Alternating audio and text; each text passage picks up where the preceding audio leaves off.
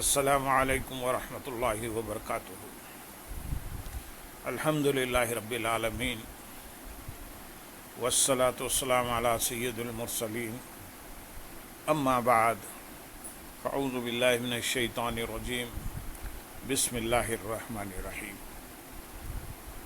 برادران عزیز و معزز خواتین، آج کی اس نشست میں سورۃ النمل کا تعارف بیان ہوگا، پھر اس کے بعد آیت نمبر 1 سے آیت نمبر 6 تک ترجمہ و تفسیر پیش کرنے کی سعادت حاصل کی جائے گی۔ سورۃ نمل کا تعارف۔ سورۃ نمل مکہ مکرمہ میں نازل ہوئی ہے۔ اس میں 7 رکوع، 93 آیتیں، 1317 کلمے اور 4799 حروف ہیں۔ نمل کا معنی ہے چونٹی، اور اس سورت کی آیت نمبر 18 میں ایک چونٹی کا ایک واقعہ بیان کیا گیا ہے۔ اس مناسبت سے اس سورت کا نام سورۃ نمل رکھا گیا۔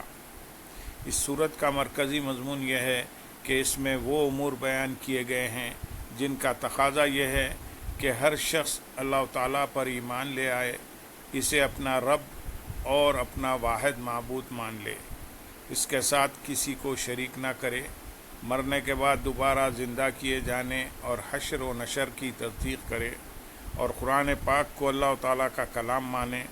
مزید اس میں یہ چیزیں بیان کی گئی ہیں۔ نمبر 1، اس کی ابتدا میں قرآن پاک کے اوصاف بیان کیے گئے۔ نیک اعمال کرنے والے مسلمانوں کو جنت کی بشارت دی گئی، اور آخرت کا انکار کرنے والوں کو آخرت میں سب سے بڑے نقصان اور برے عذاب کی وعید سنائی گئی۔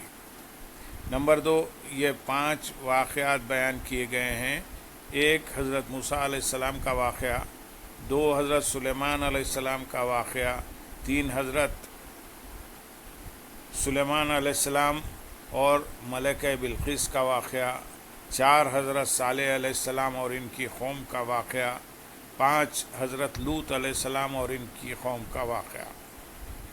اللہ تعالیٰ کے وجود اور اس کی وحدانیت پر دلائل بیان کیے گئے کہ اس نے زمین اور آسمان اور بحر و بر کو پیدا کیا، زمین کے خزانوں سے فائدہ اٹھانے کا انسان کو الہام کیا، خشکی اور تری کی اندھیریوں میں انسان کو راہ دکھائی اور اسے کثیر رزق عطا کیا۔ یہ بتایا گیا کہ قیامت کی ہولناکیاں اچانک آ جائیں گی۔ اللہ تعالیٰ کے علم کی وسعت اور دن اور رات کے آنے جانے سے اللہ تعالیٰ کی وحدانیت پر استدلال کیا گیا۔ نمبر 4، مرنے کے بعد دوبارہ زندہ کیے جانے اور حشر و نشر کا انکار کرنے والے مشرکین کا رد کیا گیا۔ نمبر 5، قیامت کے چند علامات بیان کی گئیں، جیسے دابۃ الارض کا نکلنا، پہاڑوں کا اڑنا اور سور میں پھونک ماری جانا وغیرہ۔ نمبر 6، قیامت کے دن لوگوں کی 2 اقسام اور ان کی جزا بیان کی گئی۔ سورۃ نمل کی اپنے سے ماقبل سورۃ شعراء کے ساتھ ایک مناسبت یہ ہے کہ ان دونوں صورتوں کی ابتدا میں قرآن پاک کا وصف بیان ہوا ہے۔ دوسری مناسبت یہ ہے کہ سورہ شعراء کی طرح سورہ نمل میں بھی انبیاء اکرام علیہ السلام کے واقعات بیان ہوئے۔ البتہ سورۃ النمل میں مزید حضرت سلیمان اور حضرت داؤد علیہم السلام کا واقعہ بیان کیا گیا، تو گویا کہ سورۃ نمل سورہ شعراء کا تمتمہ ہے۔ تیسری مناسبت یہ ہے کہ ان دونوں صورتوں میں انبیاء اکرام علیہ السلام کے واقعات بیان کر کے حضور پرنور صلی اللہ علیہ وسلم کو کفار کی طرف سے پہنچنے والی اذیتوں پر تسلی دی گئی۔ سورۃ نمل کی آیت نمبر 1 سے آیت نمبر 6 تک کا ترجمہ و تفسیر پیش خدمت ہے۔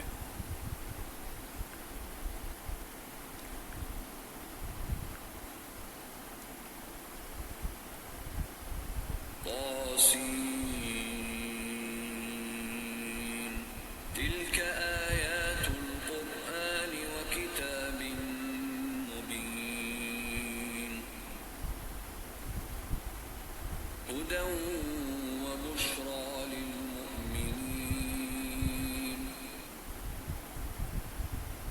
الذين يقيمون الصلاة ويؤتون الزكاة وهم بالآخرة هم يوقنون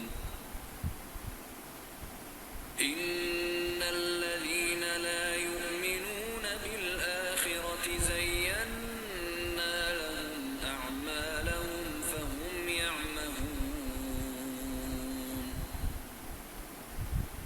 أولئك الذين لهم سوء العذاب وهم في الآخرة هم الأخسرون وإنك لتلقى القرآن من لدن حكيم عليم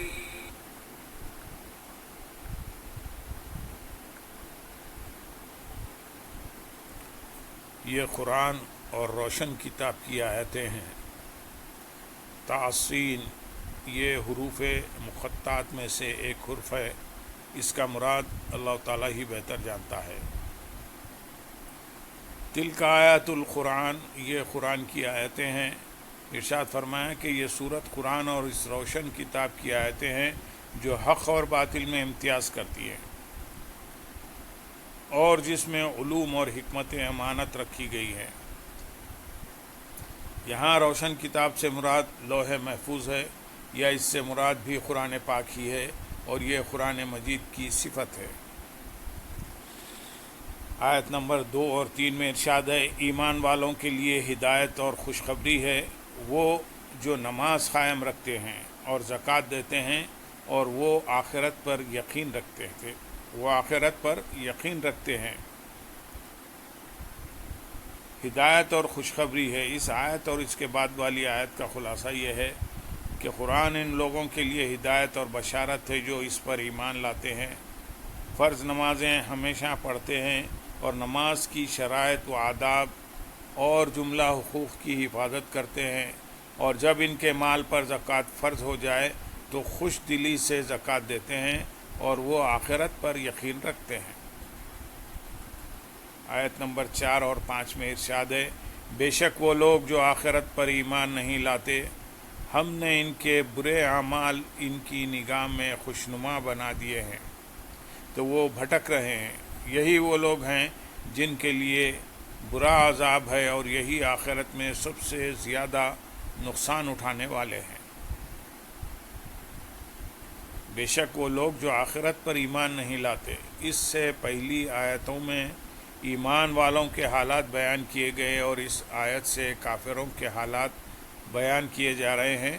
چنانچہ اس آیت اور اس کے بعد والی آیت یعنی آیت نمبر 4 اور 5 کا خلاصہ یہ ہے کہ وہ لوگ جو آخرت پر اور قرآن پاک میں قیامت کے دن ملنے والے نیک اعمال کے جو ثواب اور برے اعمال کے جو عذاب بیان کیے گئے ہیں ان پر ایمان نہیں لاتے، ہم نے ان کے برے اعمال ان کی نگاہ میں خوشنما بنا دیے ہیں کہ وہ اپنی برائیوں کو خواہشات کی وجہ سے بھلائی جانتے ہیں، پس وہ اپنی گمراہی میں بھٹک رہے ہیں اور ان کے پاس بصیرت نہیں جس کے ذریعے وہ اچھائی اور برائی میں امتیاز کر سکے۔